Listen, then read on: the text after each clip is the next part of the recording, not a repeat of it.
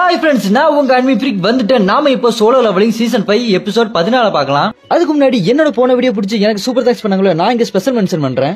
K Guru Prasad அவர் 40 ரூபா super thanks பண்ணிருக்காரு. பின்னி அவர் 40 ரூபா சூப்பர் தேங்க்ஸ் பண்ணிருக்காரு. செல்வகுமார் அவரும் 40 ரூபா சூப்பர் தேங்க்ஸ் பண்ணிருக்காரு. உங்களோட இந்த சப்போர்ட் எனக்கு ரொம்பவே மோட்டிவேஷனலா இருக்கு. உங்களோட அன்புக்கு ரொம்பவே நன்றி. எபிசோட்ல நம்ம தலை இக்ரிஸ் யாருமே எதிர்பார்க்காத அளவுக்கு அவரோட பாயிண்ட் ஆஃப் வியூல ஒரு கதையை சொல்லியிருப்பாரு. அது வேற லெவல்ல இருக்கும். வாங்க இந்த எபிசோட்ல என்ன நடக்குதுன்னு பார்க்கலாம். இந்த எபிசோட் ஸ்டார்டிங்ல பிளாஷ்பேக்ல ஹீரோட அப்பா காட்டுறாங்க. நம்ம ஹீரோட அப்பா சொல்லியிருப்பார்ல, நான் டஞ்சன் கேட்டுக்குள்ள போய் மாட்டிக்கிட்டேன், ரூலர்ஸ் எனக்கு ஒரு பவர் கொடுத்து ஷேடோ மோனார்க்க கொல்லுன்னு முதல்ல சொன்னாங்க. அதுக்கப்புறம் காப்பாத்துன்னு சொன்னாங்க. நான் உன் கூட சேர்ந்து சண்டை போட்டேன், உன் கூட எனக்கு வாழணும்னு ரொம்பவே ஆசை, ஆனா என்னால வாழ முடியல அப்படின்னு சொல்லிட்டு காத்தோட கரைஞ்சு போயிருப்பார்ல. அந்த பிளாஷ்பேக் எல்லாத்தையுமே அப்படியே காட்டுறாங்க. சார் எதுக்குடா இது இப்ப காட்டுறாங்கன்னு பார்த்தா, நம்ம ஹீரோ ரீஇன்கார்னேஷன் யூஸ் பண்ணதுக்கு அப்புறம் தூங்கி எழுந்து வருவான் பாருங்க. அப்ப நம்ம ஹீரோட அம்மா கூட வாஜின் வா அப்படி கூப்பிட்டு இருப்பாங்கல்ல. அப்ப நம்ம ஹீரோ அப்பா அப்படி ஆன்னு பாத்துட்டு இருப்பான்ல. நம்ம ஹீரோட அப்பா எதுவுமே ஞாபகம் இல்லாத மாதிரி, டேய் என்னடா ஏதோ புதுசா பாக்குற மாதிரி பாத்துட்டு இருக்க, ஏன் ஒரு மாதிரி இருக்க அப்படி கேட்டுட்டு போயிருப்பாருல. ஆனா அதுக்கப்புறம் நம்ம ஹீரோட அப்பாவோட பாயிண்ட் ஆஃப் வியூல காட்டுறாங்க பாருங்க. அத சொல்லிட்டு அந்த பேப்பரை கசக்கி மூஞ்ச வச்சு மறைச்சிட்டு ஓன்னு அழுறாரு. ஆடங்கொய்யால இவருக்கு ஞாபகம் இருக்குங்க எல்லாமே. எப்படி அதெல்லாம் இவருக்கு ஞாபகம் இருக்கு நம்ம யோசிச்சுட்டு இருக்கும்போது அடுத்த சீல நம்ம ஹீரோட அப்பா அந்த ரூலர்ஸோட ஆளை போய் பார்க்க போறாரு. ஆமாங்க, அவன் தான் நம்ம ஹீரோட்ட வந்து பேசினானே, அவனை போய் பார்க்க போறாரு. எனக்கு தெரிஞ்சு ரூலர்ஸ் ஸ்ட்ரைட்டா நம்ம ஹீரோட அப்பாக்கு எல்லாத்தையுமே ஞாபகப்படுத்தி விட்டுருக்கணும், இல்லன்னா நம்ம ஹீரோட அப்பாக்கு எதுவுமே தெரிஞ்சிருக்காது.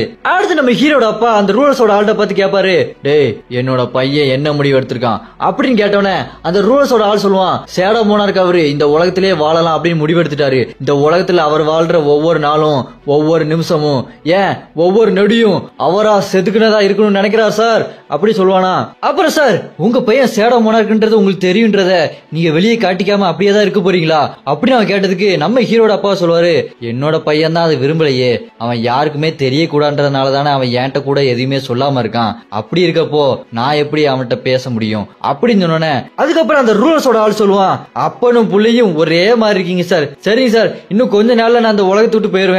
அதுக்கப்புறம் இந்த ரூலர்ஸுக்கும் உலகத்துக்கும் சம்பந்தமே இல்லாத மாதிரி ஆயிரும். இந்த உலகம் ஒட்டு மொத்தமா ஷேடோ மோனார்க் கண்ட்ரோல்ல போயிரும். அதுவும் கரெக்டா தானே சார் இருக்கும். ஏன்னா ரூலர்ஸால கூட சரி செய்ய முடியாத அந்த போரை ஒத்தால நின்னு சரி செஞ்சு இந்த உலகத்தை ஒட்டு மொத்தமா காப்பாத்திருக்காருல்ல சார் அந்த ஷேடோ மோனார்க். அவர் கையில இந்த உலகம் இருந்தா ஃபன்னா தானே சார் இருக்கும். அது மட்டும் இல்லாம ஷேடோ மோனார்க் கையில இந்த உலகம் இருந்தா எப்படி இருக்குன்றத பாக்குறதுக்கு ரூலர்ஸ் எல்லாம் ரொம்பவே ஆர்வமா இருக்காங்க. எது எப்படியோ ரூலர்ஸ் எல்லாருமே உங்ககிட்டயும் உங்க பையன்கிட்டயும் நன்றி கடன் பட்டிருக்கோம்.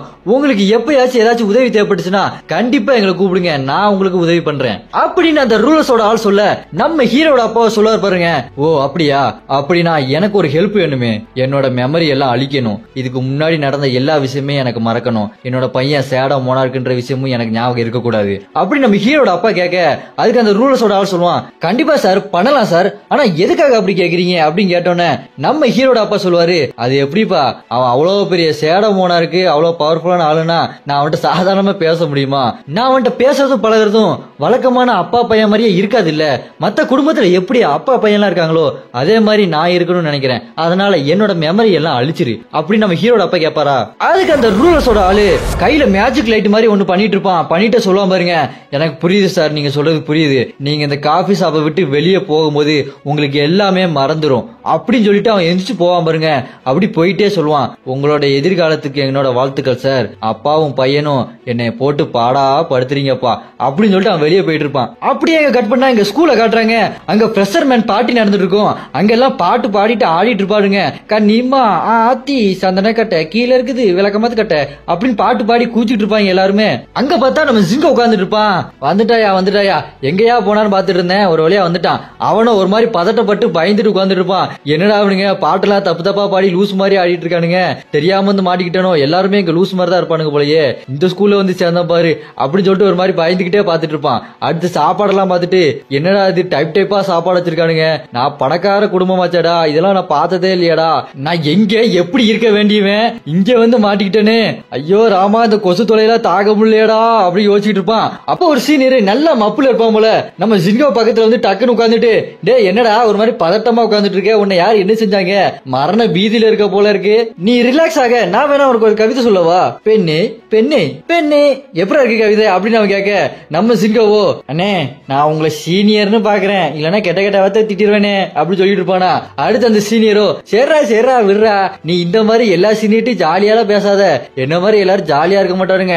அதுலயும் ஒரு சீனியர் இருக்கான், ரொம்பவே பயங்கரமான ஆளு.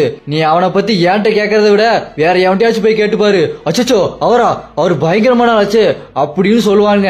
அவரு ரொம்ப நல்ல மனுஷன் தான்டா, இருந்தாலும் அவரை பார்த்தாலும் எல்லாருக்குமே ஒரு மாதிரி மரியாதை கலந்த பயம் வரும், அது எதுனாலுன்னே தெரியாது. அப்புறம் அவர் ஒரு பொண்ணை கூட லவ் பண்றாரு, அந்த பொண்ணோட பேரு கூட சாச்சா சீச்சின்னு ஏதோ ஒரு பேர் வருமே அப்படின்னு சொன்னோன்னே நம்ம ஜின்கோ சொல்லுவான், அண்ணே அது சாகேவானே அப்படின்னு கேட்பானா. அதுக்கு அந்த சீனியரோ ஆமாண்டா அந்த கேச்சா தான்டா, அந்த பொண்ணு தான்டா இருக்கிறது, அந்த பொண்ணு தான்டா ரொம்ப அழகா இருப்பா, இங்க இருக்க பசங்க எல்லாருமே அந்த பொண்ணு தான் பாப்பாங்க, ஆனா அந்த பொண்ணு நம்ம சீனியர் ஜின்னுவை மட்டும் தான் பாப்பா. என்னதான் சொல்ல, அந்த பொண்ணுக்கு ஏத்த ஆளு நம்ம சீனியர் ஜின்னு தானே அப்படி சொல்லிட்டு இருக்கும் போது நம்ம ஹீரோ அங்க இருந்து வந்துட்டு இருப்பானா. அதை பார்த்துட்டு என்னையா அவர் இந்த பக்கம் வராரா, அவர்தான்ப்பா அப்படின்னு சொல்லிட்டு பாத்துட்டு இருப்பான்ல. நம்ம ஹீரோ அந்த பக்கம் தான் போயிட்டு இருக்காருன்னு நினைச்சு பாத்துட்டு இருப்பானுங்க. பார்த்தா நம்ம ஹீரோ டக்குன்னு வந்து பக்கத்துல வந்து உட்காந்துருவாரு.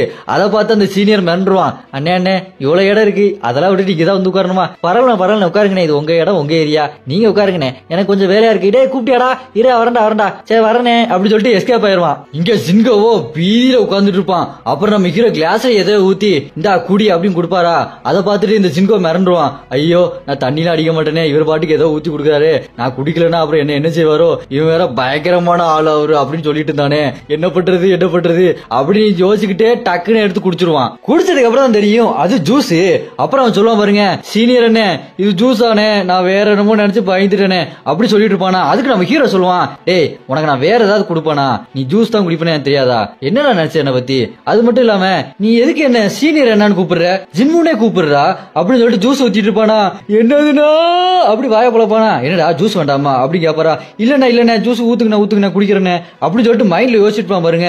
இவரை பார்த்தா எனக்கு ஏற்கனவே எங்கேயோ பார்த்த மாதிரி இருக்கு, இவர் முகத்தை பார்க்கும்போது என் மனசுக்குள்ள இனம் புரியாத ஒரு சந்தோஷம் வருது. அந்த முகத்தை பார்த்தா என் கூட பிறந்த அண்ணன் மாதிரியே இருக்கு, சரிண்ணே குடிக்கிறேனே அப்படின்னு சொல்லிட்டு சந்தோஷமா குடிச்சிட்டு இருப்பானா.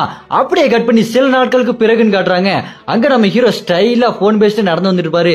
அங்க போன்ல பேசுறது வேற யாருல, ஜின்கோ தான். அண்ணே எங்கனே இருக்கீங்க, இங்க லெக்சர் கொடுத்து சாவடிக்கிறாங்கனே, கொஞ்சம் வந்து ஹெல்ப் பண்ணுங்கனே அப்படின்னு சொல்லிட்டு இருப்பானா. நம்ம ஹீரோவோ நம்ம யூனிவர்சிட்டி ஹாஸ்பிட்டலுக்கு ஃபீல்ட் ட்ரிப் அனுப்பி வச்சாங்க, அதான் அந்த ஃபீல்ட் ட்ரிப் முடிச்சு வந்துட்டு இருக்கேன், வெயிட் பண்ணி ஏன் பதட்டப்படுற, நான் வந்து உனக்கு ஹெல்ப் பண்றேன் அப்படி நம்ம ஹீரோ போன் பேசிட்டு நடந்து போக அந்த பக்கம் ஆப்போசிட்ல யாரும் நடந்து வருவாங்க. யாரான்னு பார்த்தா நம்ம சோகே. யாருக்கெல்லாம் நம்ம சோகேவை ரொம்ப பிடிக்குமோ இந்த வீடியோக்கு ஒரு லைக் பண்ணிருங்க. நம்ம சோகே ரொம்ப டென்ஷனா நடந்து வந்துட்டே இருப்பாங்க, மைண்ட்ல யோசிச்சுட்டே இருப்பாங்க பாருங்க.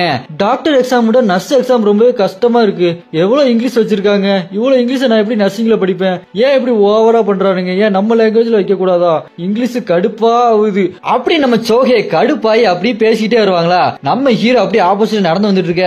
அதை பார்த்துட்டு ஏய் தம்பி வருஷம் நில்லுப்பா அப்படின்னு சொல்ல நம்ம ஹீரோ அப்படி நிப்பான். உன்னை நான் எங்கேயோ பாத்துருக்கனே தம்பி சொல்லுப்பா அப்படின்னு கேட்க, இல்லையே அப்படிலாம் எங்கேயும் பார்த்தது இல்லையே அப்படி நம்ம ஹீரோ சொல்லுவானா. அதுக்கு நம்ம சோகே சொல்லுவாங்க, தம்பி ரோஸ் மில்க் வாங்கி தரப்பா, சொல்லுப்பா உன்னை எங்கேயோ பார்த்த மாதிரி இருக்கு அப்படின்னு சொல்ல, இல்லங்க எங்கேயும் பார்த்தது இல்ல அப்படி நம்ம ஹீரோ போவானா. அதை பார்த்துட்டு நம்ம சோகேவோ நான் இப்ப என்ன பண்ணேன், ஐய நான் ஏன் இப்ப மெர்சல் படத்துல வர சம்பந்தா மாதிரி அவன்கிட்ட பேசினேன், நான் ஏன் கண்ட்ரோல லூஸ் பண்ணேன், இப்ப நான் என்ன பண்ணேன்னு எனக்கே தெரியலையே, அவனை பார்த்தனும் நான் ஏதோ லூஸ் மாதிரி பண்ணிட்டு இருந்திருக்கேன், அவன் என்ன பத்தி என்ன நினைப்பான் ஐயோ அப்படின்னு சொல்லிட்டு ஓவரா ஃபீல் பண்ணிட்டு அங்க இருந்து ஓடி போயிருவாங்களா. நம்ம ஹீரோவோ அப்படி ஸ்டைலா பாத்துட்டு அப்படி நடந்து போயிருவாரு. அப்படி எங்க கட் பண்ணா இங்க ஹாஸ்பிட்டலுக்குள்ள காட்டுறாங்க. ஒரு டாக்டர் அப்படி போயிட்டு இருப்பாரு பாருங்க, நான் தான் டாக்டர் அக்கார்டிங் டு ரேடியாலஜி நியூரியாலஜி, நான் படிச்சது பச்சாபஸ் காலேஜ், அது பக்கத்துல இருக்க எத்திராஜ் காலேஜ் அப்படின்னு சொல்லிட்டு போய் நிக்க. அங்க வாசல்ல 2 பாடிகார்டு நிப்பாங்க. அவங்க டாக்டர் நீங்க ரொம்ப பேசுறீங்க உள்ள போங்க அப்படின்னு சொல்லிட்டு கதவை திறந்து விட்டுருவாங்களா. டாக்டர் உள்ள போவாரு, நான் தான் டாக்டர் உங்களுக்கு என்ன ஹெல்ப் பண்ணு சொல்லுங்க, இந்த மாத்திரை போடாதீங்க, இது குப்பத்தொட்டில கிடைச்சது, போட்டா ரொம்ப கசப்பா இருக்கு, இந்த மாத்திரை ஒரு பேஷண்ட் வாயில இருந்து எடுத்தேன், போட்டீங்கன்னா சும்மா கிர்ன்னு இருக்கும் அப்படி சொல்லிட்டு யாரையோ எழுப்பி உட்காரப்பானா. அங்க இருக்கிறவரோ டாக்டர் நீங்க பேசாம அங்க ஒரு பாட்டில் இருக்கு பாருங்க அதை எடுங்க டாக்டர் அப்படி சொல்லுவாரா.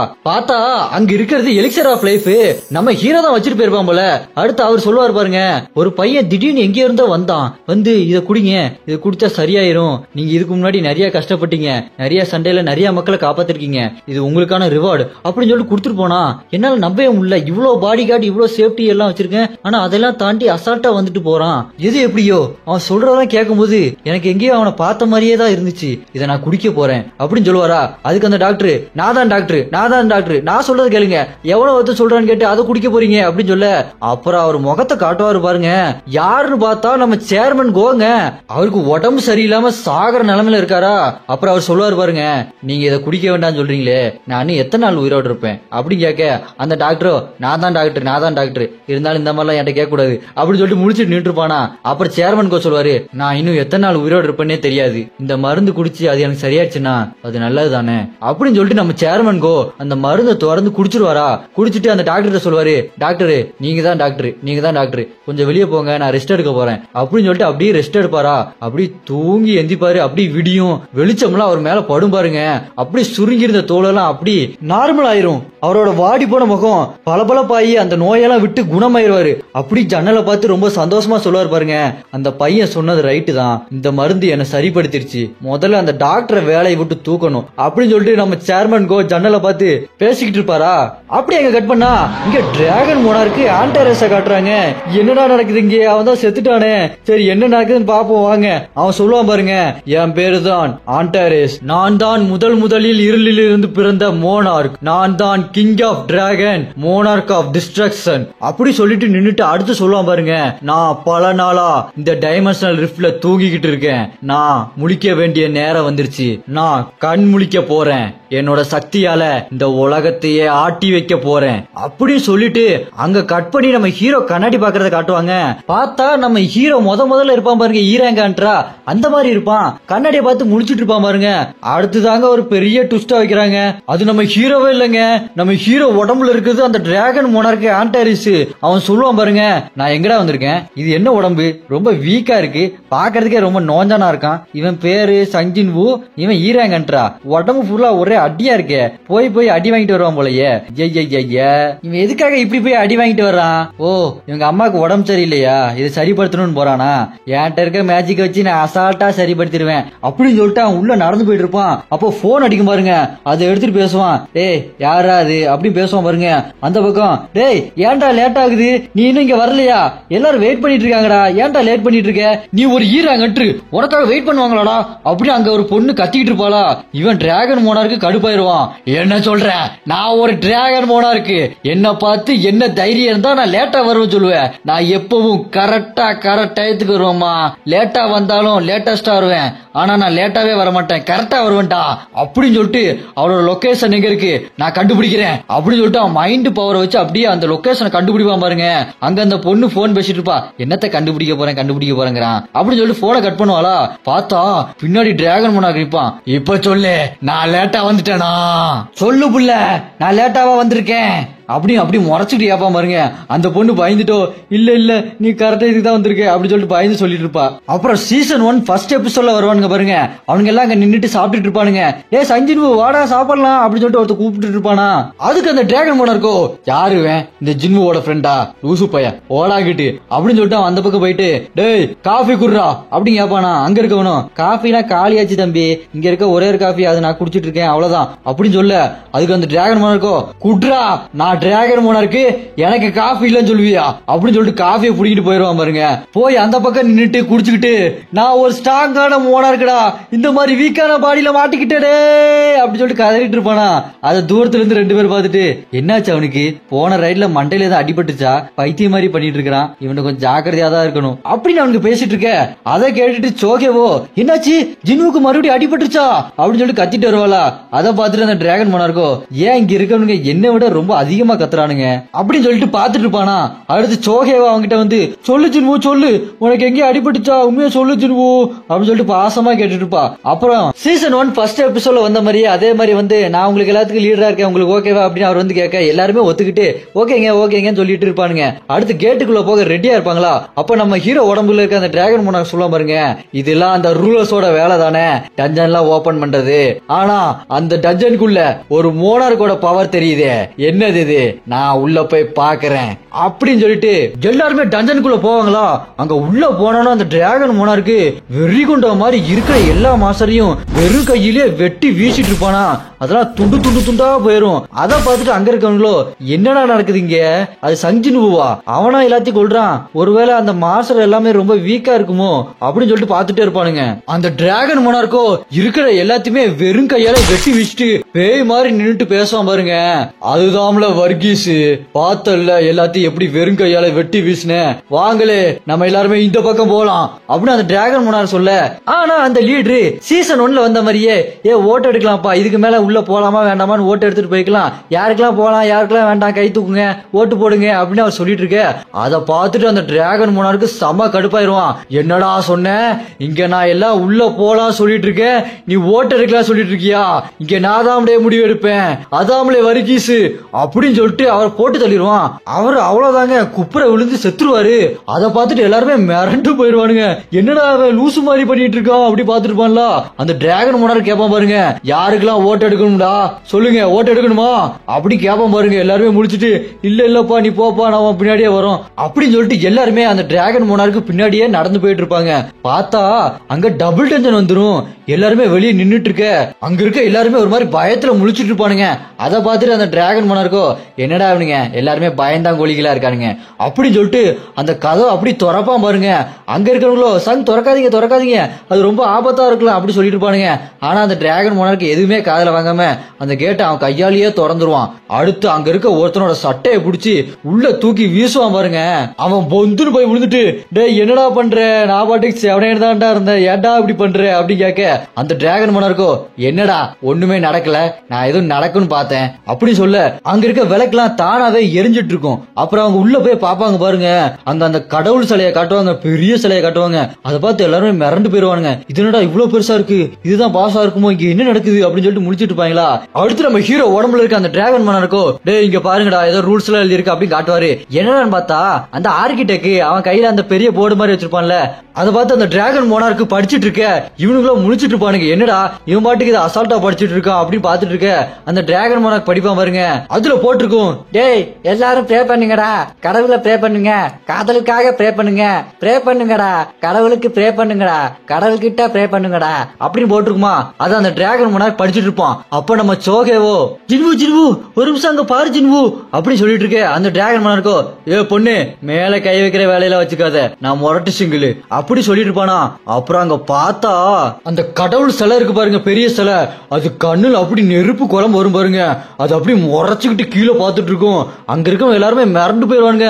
என்னடா அது இவ்வளவு பயங்கரமா இருக்குன்னு பாத்துட்டு இருக்க அந்த சிலையோ நெருப்போட ரெட்டி ஆகும் பாருங்க. அதை பார்த்துட்டு அந்த டிராகன் மோனார்க்கோ வரட்டும் வரட்டும் நானும் மதுரைக்காரன் தான்டா, நெருப்பு விட்டுறா அப்படின்னு சொல்லிட்டு வெறியா பாத்துட்டு இருப்பானா. அந்த சிலையோ ஃபுல் போர்ஸ்ல நெருப்பு விடும் பாருங்க, சும்மா பயங்கரமா இருக்கும். அதை ஒத்தால நின்று அந்த டிராகன் மோனார்க்கு ஜின்வுவோட உடம்புல வாங்கிட்டு இருப்பான் பாருங்க. அது அப்படி வாங்கி முடிச்சுட்டு ஃபுல் பவர்ல திருப்பி அந்த டிராகன் மோனார்க்கு அவனோட நெருப்ப விடுவான் பாருங்க. விட்ட ஸ்பீட்ல அந்த கடவுள் சிலை சில்லு சில்லா நொறுங்கி தெரிச்சு போயிரும். அப்ப அவன் சொல்லுவான் பாருங்க அந்த டிராகன் மோனார்க்கு, இப்ப தெரியுதாலே அதாமலே வர்கீஸ், இதுதான்டா உண்மையான பவரு தெரிஞ்சுக்கங்கடா அப்படி சொல்லிட்டு அவன் வெறியா பாத்துட்டு இருப்பான் பாருங்க. அப்புறம் அங்க இருக்க மத்த சிலையெல்லாம் அவனை அடிக்கிறதுக்கு ரெடியா ஓடி வருமா. அதை பார்த்துட்டு அந்த டிராகன் மோனார்க்கோ வாங்கடா வாங்கடா வாங்கறதுக்கு வாங்கடா, நீங்களா ரொம்ப மெதுவா இருக்கீங்கடா அப்படின்னு சொல்லிட்டு போய் அடிச்சுக்கிட்டு எல்லாத்தையும் நொறுக்கி தள்ளிட்டு இருப்பான். அங்க இருக்க மத்தவனுங்களோ டே எல்லாரும் இந்த பக்கம் ஓடி வாங்கடா, அவன் ஏதோ பண்ணிட்டு இருக்கான்டா அப்படின்னு ஓடி வந்துட்டு இருப்பானுங்க. அந்த டிராகன் மோனார்க்கோ எல்லா சிலையும் அடிச்சு உடச்சுக்கிட்டு இருப்பான். என்னடா உங்க தூத்துக்குடி கொத்தனாரு உங்களை ஒழுங்கா கட்டலையா, ஒரே அடிக்கு எல்லாருமே உடஞ்சு சதறீங்க, வாங்கடா வாங்கடா அப்படின்னு சொல்லிட்டு எல்லாத்தையுமே அடிச்சு உடச்சு சதற அடிச்சு அப்படி மலை மாதிரி குமிச்சு மேல நின்னுட்டு அவ்வளவுதானா என்கிட்ட மோத வேற யாரும் இல்லையா, வாங்கடா நான் நிக்கிறேன் வாங்கடா அப்படி அவன் கத்திட்டு இருக்க. அங்க இருக்க ஆர்கிடெக்டோ ஏய் யாரா நீ, என்ன டீம் என்ன மேட்ச்னே தெரியாம இங்க வந்து எல்லாத்தையும் அடிச்சிட்டு இருக்க, பைத்தியம் இங்க எதுக்குடா நீ வந்த, நீ யாரா அப்படி கேப்பான் பாருங்க. அதுக்கு அந்த டிராகன் மோனார்க்கு இந்த ஆர்கிடெக்ட் கையில இருக்க போர்ட அடிச்சு உடப்பான் பாருங்க. அதை பார்த்துட்டு அந்த ஆர்கிடெக்ட் டேய் இங்க என்ன நடக்குன்னே தெரியலடா, ஏதோ நடக்குது, ஏதோ ஒரு லூசு பையட்ட மாட்டிக்கிட்டா அப்படின்னு சொல்லிட்டு கத்திக்கிட்டு போவானா. அந்த டிராகன் மோனார்க்கோ டேய் கத்தாதரா, நான் உன்கிட்ட சண்டை போட வரல, உனக்கு ஆர்டர் கொடுப்பான் பாரு ஒரு பாஸ், அவன் கிட்ட தான்டா சண்டை போட வந்தேன், உன்னை போட்டு தள்ளுறா அப்படி சொல்லிட்டு கத்திட்டு போய் மேல ஏறி குதிச்சு அவனை அடிச்சே கொண்டுருவான் அந்த ஆர்கிடெக்ட். அப்புறம் பார்த்தா பின்னாடி ஒரு சேட உருவ மாதிரி வருங்க. அது அப்படி பிரம்மாண்டமா எந்திரிச்சு நின்னு சொல்லு பாருங்க, ஏன் ஜே நீ ஏன் கூட சண்டை போடணுமா, உன்னை ரப்பைய அறுக்கிறேன்டா அப்படி. அது அப்படி பிரம்மாண்டமா எந்திரிச்சு நிக்கும் பாருங்க.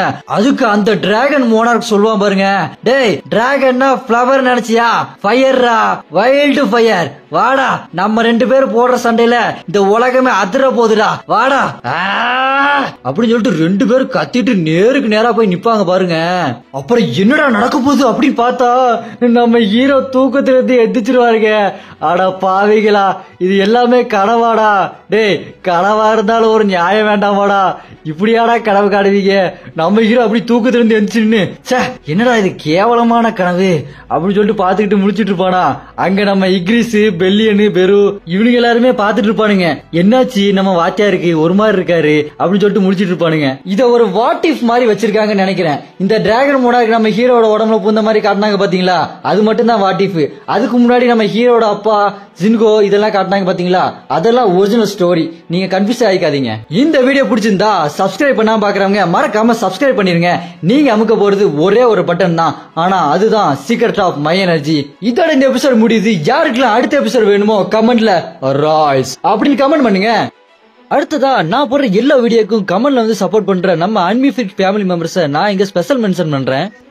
Santhosh Suguna, Chetan Gowda, Sivanraj, Deepak Kumar, Keerthi, Kettavan Rajan, Indhu, Nafees Sheikh, mister Obito BGMI, Santhosh, Navaneethan Naveen, Mohammed Jesam, FF crazy gamers, Sanjay, Gokul, Dinesh Kumar, DG gaming boys, Vijay Tamilan, Jesin Jelastin, ராகுல், Thiruselvam, Islam, Saravanan, Kanees, Thusanth, Maharaja, meows kitten, Sanjay K, Jayal code Durai, Tharun, Divya Ramalingam, KM anime vlog, Binny, அம்மா புல்ல, Jinwoos SSB, Rekha Subbu, Latha Karthi, Shanmuga Sundaram, Brihadeeswar Anandan, Sanjay Sri J, Dhivesh Gnanavel, யோரிஜி 234, Chandran Kalai, dark devil, Nikki, Prakash M, Prakash ஜுஜா, ultra devil gaming, Naveen BN, Shanmugam R, Dharshan R, white devil, Prakash Arumugam, Yogendra Dharani, Nelson, TN devil, Diwakar Diva, Prathaban, பெருக்கன் Balamurugan, Sudharsan, Mithunraj gaming, Karunakaran ஸ்டைலையா, TN Winzo, Dharanish, Manoj, Sathishkumar, Kiruba, Sakthi Manikandan, mister Surya TN, SSS J gaming, Rithvik, TN legendary, fun fact, Mohammed Abdullah, Kavin C, Venkatesan, Soundara Pandian, DG காக்கா road, Kevin Kingston, Gautham, mister L gaming, Sam, Gnanasekaran, Sri Nakulan.